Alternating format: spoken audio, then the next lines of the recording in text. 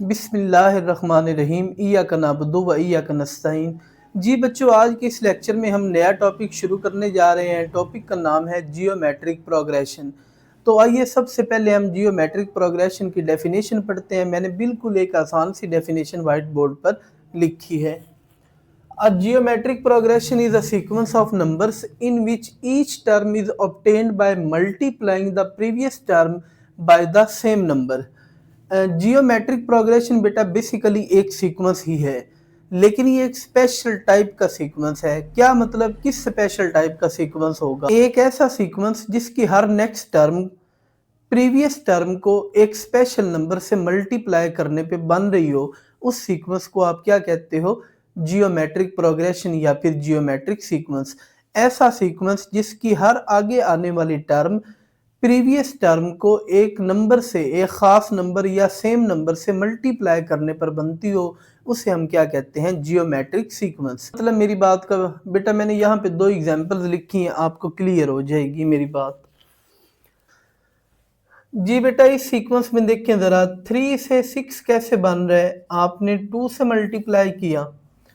फिर 6 से 12 कैसे बन रहा है? आपने अगेन 2 से मल्टीप्लाई किया। 12 से 24 कैसे बन रहा है? आपने 2 से मल्टीप्लाई किया। फिर 24 से 48 कैसे बन रहा है? आपने अगेन क्या किया? 2 से मल्टीप्लाई किया। आपने हर टर्म को एक स्पेशल नंबर, एक ख़ास नंबर या सेम नंबर से मल्टीप्लाई किया है। चूँकि इसकी हर टर्म एक सेम नंबर के प्रोडक्ट से बन रही है, इसलिए इस सीक्वेंस को हम क्या कहेंगे? जियोमेट्रिक सीक्वेंस कहेंगे। नीचे वाले सीक्वेंस में देखें, 1 से 4 कैसे हुआ? आपने 4 से मल्टीप्लाई किया। फिर 4 से 16 कैसे हुआ? आपने अगेन 4 से मल्टीप्लाई किया। फिर 16 से 64 कैसे हुआ? आपने बेटा 4 से मल्टीप्लाई किया। 64 से 56 कैसे बना? आपने अगेन क्या किया? 4 से मल्टीप्लाई। यानी हर नेक्स्ट टर्म जो है वो प्रीवियस टर्म को 4 से मल्टीप्लाई करने पे बन रही है। हर अगली टर्म पिछली टर्म को एक सेम नंबर से मल्टीप्लाई करने पे बन रही हो, तो ऐसे सीक्वेंस को आप क्या कहते हो? Geometric progression.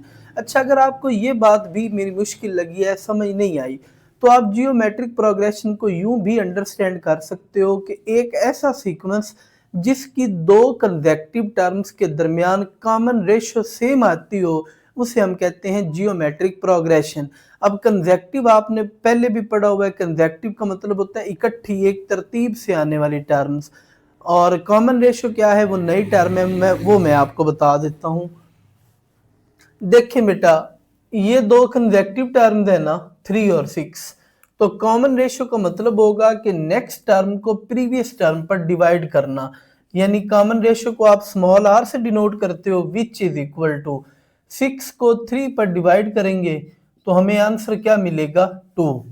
इसी तरह आप नेक्स्ट टू कंसेक्टिव टर्म्स उठा लें, यानी 6 और 12 को, तो 12 डिवाइडेड बाय 6 करने पर भी आपको आंसर क्या मिलेगा? 2। इसी तरह 12 और 24, इन दो की कॉमन रेशियो फाइंड करें। 24 को ऊपर रखें, 12 पे डिवाइड करें तो अगेन आपका आंसर क्या बन गया? 2। देखें बेटा, हर दो कंसेक्टिव टर्म्स में आपकी कॉमन रेशियो हर बार सेम आ रही है। अगर दो कंसेक्टिव टर्म्स में कॉमन रेशियो आपकी सेम आए, तो ऐसे सीक्वेंस को आप क्या कहते हो? Geometric progression. दोबारा बेटा सुन लें, ऐसा सीक्वेंस जो किसी खास नंबर के प्रोडक्ट से किसी खास नंबर को मल्टीप्लाई करने पे बन रहा हो, उसे जियोमेट्रिक प्रोग्रेशन या जियोमेट्रिक सीक्वेंस कहते हैं। या इसे आप यूं अंडरस्टैंड कर लें कि ऐसा सीक्वेंस जिसमें हर दो कंसेक्टिव टर्म्स की कॉमन रेशियो आपके पास सेम आ रही हो, उस सीक्वेंस को आप जियोमेट्रिक प्रोग्रेशन कहते हो। जी बेटा, अब हम डिराइव करते हैं जियोमेट्रिक प्रोग्रेशन की nth टर्म, कि उसकी nth टर्म आप कैसे फाइंड करोगे। या आप यूं कह लो कि जियोमेट्रिक प्रोग्रेशन का जो फार्मूला होगा, अब हम वो डिराइव करते हैं। देखें जी बेटा, इस सीक्वेंस में आपकी फर्स्ट टर्म क्या है भला? वो है 3। और अगर कॉमन रेशियो की बात करें, कॉमन रेशियो बेटा आपने याद रख लेना है इस बात को। कॉमन रेशियो कैसे फाइंड होती है? नेक्स्ट टर्म को प्रीवियस टर्म पे डिवाइड करना होता है। अरिथमेटिक प्रोग्रेशन में हम नेक्स्ट टर्म को प्रीवियस टर्म में से माइनस करते थे, जबकि जियोमेट्रिक प्रोग्रेशन में आपने नेक्स्ट टर्म को प्रीवियस टर्म पे हमेशा डिवाइड करना है, माइनस नहीं करना। तो यहाँ पे कॉमन रेशियो आप कोई सी दो इकट्ठी टर्म्स को उठा लें और common difference common ratio find कर लें। तो मैंने पहली दो टर्म्स की कॉमन रेशियो फाइंड की, 6 डिवाइडेड बाय 3, आंसर क्या बन गया मेरे पास 2। अब बेटा आपने मेरी बात को गौर से सुनना है, मैं फार्मूले को डिराइव करूंगा। इस सीक्वेंस की फर्स्ट टर्म 3 है, सेकंड टर्म आपके पास क्या है 6, थर्ड टर्म आपके पास क्या है 12, फोर्थ टर्म क्या है आपके पास 24। ये तीन इनफ है, आपको समझ आ जाएगी। इस 6 को बेटा हम यूं लिख सकते हैं 3 मल्टीप्लाइंग बाय 2।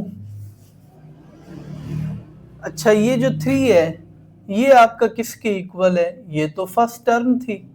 और 2 आपका किसके इक्वल है? वो तो कॉमन रेशियो थी। तो मैंने इसे A1R लिख दी। इसी तरह बेटा थर्ड टर्म को आप यूं लिख सकते हो 3 मल्टीप्लाइंग बाय 4, क्योंकि 3 को 4 से ज़रब दें तो वो 12 बनेगा। अच्छा, इस 4 को हम अगेन यूं लिख सकते हैं 3 मल्टीप्लाइंग बाय 2 की पावर 2, क्योंकि बेटा 2 की पावर 2 4 बनेगी, 4 को 3 से मल्टीप्लाई करेंगे तो अगेन आपका वही रिजल्ट 12 आ जाएगा। 3 को बेटा 3 किसके इक्वल है? वो तो फर्स्ट टर्म है। और ब्रैकेट के अंदर वाला 2 आपका किसके इक्वल है? वो तो कॉमन रेशियो है। और ऊपर वाला स्केयर आप सेम रहने दो। 24 को बेटा यूं लिखा जा सकता है 3 मल्टीप्लाइंग बाय 8, क्योंकि 8 को 3 से मल्टीप्लाई करेंगे तो वो 24 बन जाएगा। अब 8 को अगेन आप क्या लिख सकते हो भला? 2 की पावर 3, क्योंकि 2 की पावर 3 का आंसर 8 बनेगा। 8 को जब आप 3 से मल्टीप्लाई करेंगे तो वो अगेन आपका 24 ही होगा। अब 3, ये 3 हमारा किसके इक्वल है? वो तो बेटा फर्स्ट टर्म है। और ब्रैकेट के अंदर वाला 2 किसके इक्वल है? वो आपकी कॉमन रेशियो है। और ये ऊपर वाला आपका 3 जो है वो सेम रहेगा। सपोज बेटा मैं अप टू सो ऑन चलता गया, मुझे इस वाले सीक्वेंस की लिखनी है nth टर्म। अब बेटा पॉइंट गौर से समझिएगा, अगर आप सेकंड टर्म लिख रहे हो तब भी A1 यूज हो रहा है, थर्ड टर्म लिख रहे हो तब भी A1 आ गया, फोर्थ टर्म में भी आपका A1 आ गया। तो इसका मतलब हुआ nth टर्म लिखने के लिए आपको क्या लिखना पड़ेगा? A1 को। फिर अगर यहाँ 2 है तो यहाँ R की पावर क्या है? 1। अगर 3 है तो A1 के साथ R की पावर क्या है? 2। अगर 4 है तो A1 के साथ R की पावर क्या होगी? 3। यानी बेटा यहाँ जो सबस्क्रिप्ट में नंबर है ना, वो R की पावर में 1 टाइम कम होके लिखा हुआ है। 2 है तो 1, 3 है तो 3 में से 1 माइनस करें 2, 4 है तो 3। इसका मतलब है अगर मैं nth टर्म लिख रहा हूं तो यहाँ पे R की पावर क्या आएगी? n-1 होगी। एंड दिस इज बेटा our required formula for nth term of geometric progression. यहाँ पे बेटा an का मतलब क्या होगा? nth term. A1 का मतलब क्या होगा? First term. R किसे रिप्रेजेंट करेगा? कॉमन रेशियो को। और ये कॉमन रेशियो फाइंड कैसे होगी? नेक्स्ट टर्म को हमेशा डिवाइड करेंगे प्रीवियस टर्म पर। और खाली n का मतलब क्या होगा? Number of terms. तो बेटा अब आप लोगों ने याद रख लेना है इसको बड़ी अच्छी तरह कि nth टर्म का फार्मूला क्या होता है जियोमेट्रिक प्रोग्रेशन में? an is equal to A1 R की पावर n-1। कुछ छोटे छोटे ट्रिक्स या टोटके कह लें जो आप लोगों ने याद रखने हैं। अगर मुझे जियोमेट्रिक प्रोग्रेशन जिसे जीपी भी कहा जाता है, जीपी में कोई भी टर्म फाइंड करनी हो ना बेटा, तो मुझे दो चीजें रिक्वायर्ड होंगी, एक A1 और हमेशा कॉमन रेशियो। अगर मुझे A1 का भी पता है, कॉमन रेशियो का भी पता है, तो मैं जीपी के अंदर कोई भी टर्म लिख सकता हूं।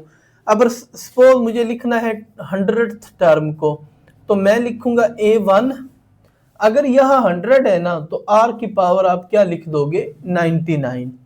सपोज मुझे लिखना है 20th टर्म को, तो मैं लिखूंगा a1 और r की पावर 19।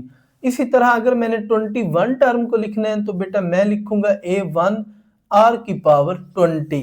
तो बेटा मैं ये पॉइंट क्लियर करवा रहा हूं कि जो भी टर्म आपने लिखनी हो ना जीपी के अंदर, जीपी यानी जियोमेट्रिक प्रोग्रेशन, आपने r की पावर में वो वाला नंबर कम कर देना है जो टर्म आपने फाइंड करनी थी।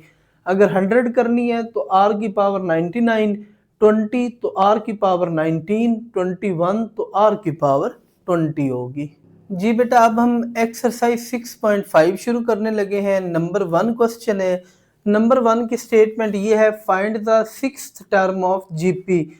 जीपी यानी जियोमेट्रिक प्रोग्रेशन। जियोमेट्रिक प्रोग्रेशन की आपने 6 पोजीशन, छठी टर्म को आपने फाइंड करना है।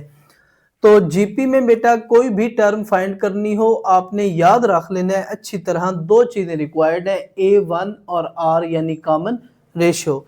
a1 यहाँ पे a1 बेटा आपका क्या है भला, यानी फर्स्ट टर्म। तो यहाँ पे हमारी फर्स्ट टर्म है -6। कॉमन रेशियो, कॉमन रेशियो बेटा मैंने पहले भी बताया, दोबारा बता रहा हूँ, हमेशा नेक्स्ट टर्म को प्रीवियस टर्म पे आपने डिवाइड करना है। तो हम कॉमन रेशियो फाइंड करने के लिए क्या करेंगे, -3 को डिवाइड कर देंगे -6 पर। माइनस से माइनस खत्म हो गया, 3 1s are 3 and 3 2s are 6, यानी 1 बाय क्या बन गया 2। आपके पास a1 भी आ गया, आपके पास कॉमन रेशियो भी आ गई। अब आपने फाइंड कौन सी करनी है, सिक्स्थ टर्म।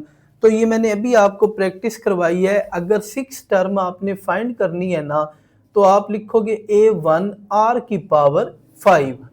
अगर 7 होता तो यहाँ पे 6 आ जाता, 9 होता तो यहाँ पे 8 आ जाता। a1 की जगह पर बेटा हम क्या पुट कर देंगे -6, r की जगह पर हम क्या लिखेंगे 1/2 और सारे की पावर क्या है 5। -6 बेटा सेम आ गया, 1 की पावर 5 आपका आंसर 1 ही बनेगा, 2 की पावर 5 का आंसर आपका क्या बनेगा 32। ये बेटा आपका 2 पे डिवाइड हो जाएगा, 2 3 6 और 2 16 होता है 32। -3 को 1 से मल्टीप्लाई करें तो -3/16, और यही बेटा आप लोगों की रिक्वायर्ड सिक्स्थ टर्म है जो आप लोगों ने फाइंड करनी थी। जी बेटा अब हम सॉल्व करेंगे नंबर 2 क्वेश्चन। नंबर 2 की स्टेटमेंट ये है, find the 8th term of the sequence. इस सीक्वेंस की आपने 8th टर्म फाइंड करनी है। अब इसमें मेंशन नहीं है कि ये जियोमेट्रिक प्रोग्रेशन है या नहीं, वो हम खुद जज करेंगे कि ये जीपी में है या नहीं है। 3 से 3 का स्क्वायर कैसे बना, 3 मल्टीप्लाई हुआ। इसी तरह 3 स्क्वायर से अगेन 3 की पावर 3 कैसे बनी, आपने 3 से किया मल्टीप्लाई, यानी मल्टीप्लिकेशन वाला नंबर सेम है ना। अगर मल्टीप्लिकेशन वाला नंबर सेम है तो इसका मतलब है ये सीक्वेंस कौन सा है, जियोमेट्रिक प्रोग्रेशन वाला। तो आपने बेटा 8th टर्म फाइंड करनी है। जीपी वाले सीक्वेंस में या जियोमेट्रिक प्रोग्रेशन में कोई भी टर्म फाइंड करनी हो बेटा तो दो चीजें रिक्वायर्ड हैं, a1 और कॉमन रेशियो। a1 कहते हैं फर्स्ट टर्म को, यहाँ पे आपकी फर्स्ट टर्म इस सीक्वेंस में क्या है, वो a है, सॉरी वो 3 है, तो यहाँ पे आपकी फर्स्ट टर्म क्या है 3। कॉमन रेशियो, कॉमन रेशियो बेटा कैसे फाइंड करते हैं, नेक्स्ट टर्म को प्रीवियस टर्म पर डिवाइड करना होता है, यानी 3 स्क्वायर को आप डिवाइड करोगे किस पर भला 3 पर। ये बेटा सिंप्लीफाई करने पर कॉमन रेशियो आपकी क्या बन जाएगी, सिंपल 3। ले जी बेटा अब आपके पास a1 भी आ गया, कॉमन रेशियो भी आ गई। अब आप आसानी से 8th टर्म को फाइंड कर सकते हो। 8th टर्म का फार्मूला फिर हमारे पास क्या बनेगा, या 8th टर्म किसकी इक्वल आएगी, 8th टर्म हमारी इक्वल होगी a1 r की पावर 7। a8 आपका सेम आ गया, a1 हमारा किसके इक्वल है 3, और r की वैल्यू क्या है वो भी आपके पास 3 है। 3 की पावर 7 ये बेटा मेरे ख्याल से बनेगा 21 89, और 2189 को जब आप 3 से मल्टीप्लाई करोगे तो 6561, और यही आप लोगों की रिक्वायर्ड 8th टर्म है जो आप लोगों ने फाइंड करना थी। जी बेटा, अब हम सॉल्व करेंगे नंबर 3 क्वेश्चन। नंबर 3 की स्टेटमेंट ये है, the nth term of this sequence and this sequence, यहाँ पे ये अप टू सो ऑन होगा, are equal, then find the value of n। हमें कहा गया है इस सीक्वेंस की और इस वाले सीक्वेंस की अगर nth टर्म इक्वल हो तो आपने n की वैल्यू को क्या करना है, फाइंड। तो सिंपल काम है बेटा, आप इस सीक्वेंस की nth टर्म फाइंड कर लो, फिर इसकी nth टर्म फाइंड कर लो, फिर दोनों को इक्वल रख दो, आपको ऑटोमेटिक क्या मिल जाएगा, n मिल जाएगा। तो पहले हम इस सीक्वेंस की nth टर्म फाइंड करते हैं, 1 2 4 8 and up to so on. दूसरा सीक्वेंस हमारा क्या है, 256 128 64 and up to so on. अब बेटा 1 को 2 से मल्टीप्लाई करें 2 बनेगा, 2 को 2 से मल्टीप्लाई करें 4 बनेगा, 4 को 2 से मल्टीप्लाई करें तो 8 बनेगा, यानी सेम नंबर मल्टीप्लाई करने पे सीक्वेंस बन रहे हैं। तो इसका मतलब ये जियोमेट्रिक प्रोग्रेशन में है। इसी तरह इसे आप 1/2 से मल्टीप्लाई करें तो 128 बनेगा, 128 को 1/2 से मल्टीप्लाई करें तो 64 बनेगा। इसका मतलब वो दूसरा सीक्वेंस भी कौन सा है, जियोमेट्रिक प्रोग्रेशन में है। तो इस सीक्वेंस की nth टर्म फाइंड करने के लिए दो चीजें रिक्वायर्ड है, a1 और r। यहाँ पे आपका a1 क्या है बेटा, वो है 1, और कॉमन रेशियो बेटा कैसे फाइंड करते हैं, नेक्स्ट टर्म को प्रीवियस टर्म पे हमेशा डिवाइड करते हैं। 2 को 1 पर करेंगे डिवाइड तो कॉमन रेशियो हमें क्या मिल गई, 2।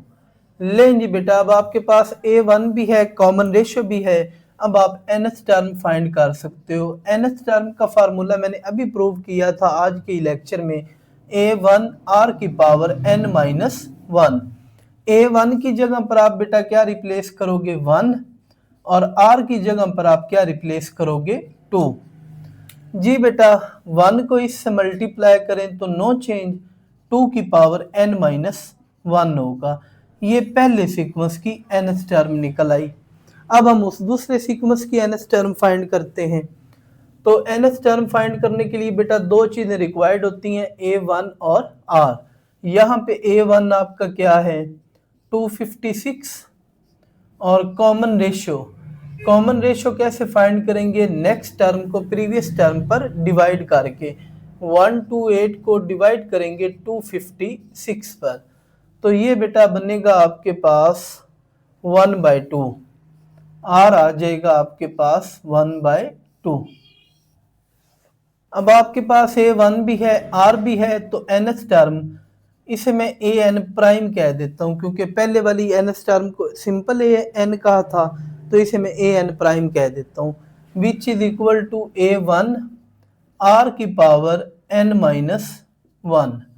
a1 हमारा बेटा किसके इक्वल है, 256, और r हमारा किसके इक्वल है, 1/2, और उस सारे की पावर क्या होगी, n-1। ये बेटा an प्राइम आपका सेम रहेगा, an प्राइम, जी बेटा 1 की पावर कोई चीज भी हो तो हमें पता है कोई चेंज नहीं होगा, तो 256 सेम आया, 1 की पावर कोई चीज भी हो तो आंसर 1 ही आएगा, लेकिन 2 की पावर क्या हो गई, n-1। लें जी बेटा, इन दो सीक्वेंस की मैंने nth टर्म फाइंड कर ली। अब स्टेटमेंट ये थी कि nth टर्म ऑफ इन दो सीक्वेंस की क्या है, इक्वल है। तो आप इस वाली nth टर्म को और इस वाली nth टर्म को दोनों को क्या कर दोगे, इक्वल कर दोगे। आप लिखेंगे जी according to the given condition, according to the given condition. तो कंडीशन हमें क्या गिवन थी, an और an प्राइम ये दोनों क्या है, इक्वल है। an आपका किसके इक्वल है, 2 की पावर n-1, और ए एन प्राइम किसके इक्वल है 256 इंटू 1/2 की पावर n माइनस 1। बेटा ये सारी टर्म आपकी डिवीजन में है, ठीक है। जब राइट साइड पर शिफ्ट होगी तो ये इससे क्या हो जाएगी, मल्टीप्लाई। यानी एक आपके पास पहले से पड़ा हुआ है 2 की पावर n माइनस 1 और एक ये आ गया 2 की पावर n माइनस 1। 256 आप सेम रहने दो। जी बेटा छोटे लेवल पे आपने पढ़ा हुआ है कि अगर ये बेस सेम होना तो पावर्स क्या हो जाती हैं, ऐड। तो 2 की पावर क्या लिखी जाएगी, n minus 1 plus n minus 1। ये बेस सेम है तो पावर्स क्या हो गई, ऐड। इस 256 को अगर आप फैक्टर बनाओगे ना, फैक्टराइज करोगे तो इसे हम लिख सकते हैं 2 की पावर 8। जी बेटा n प्लस n 2 की पावर हो गई 2n माइनस वन तो ये बनेगा -2। ले जी बेटा बेस आपकी सेम है ना, यानी इधर भी 2 आ गया, इधर भी 2 आ गया। अगर बेस सेम है तो एक्सपोनेंट आपके क्या होंगे, इक्वल। यानी ये जो पावर्स है ना ये आपकी क्या होंगी, इक्वल। अच्छा जी बेटा स्पेस थोड़ा कम हो गया है तो ये बेस सेम है तो पावर्स को हम क्या कर देते हैं, इक्वल। यानी 2n माइनस 2 इक्वल होगा 8 के। अब बेटा इसे सिंप्लीफाई करें, माइनस का 2 उस तरफ गया तो प्लस का 2 हो गया और 2n किसके इक्वल आ गया, 10। और ये 2 मल्टीप्लाई हो रहा है, जब राइट साइड पर शिफ्ट करेंगे तो 10 को डिवाइड कर देगा और n आपका किसके इक्वल आ जाएगा, 5। और यही बेटा रिक्वायर्ड n की वैल्यू है जो आप लोगों ने इस क्वेश्चन में फाइंड करना थी।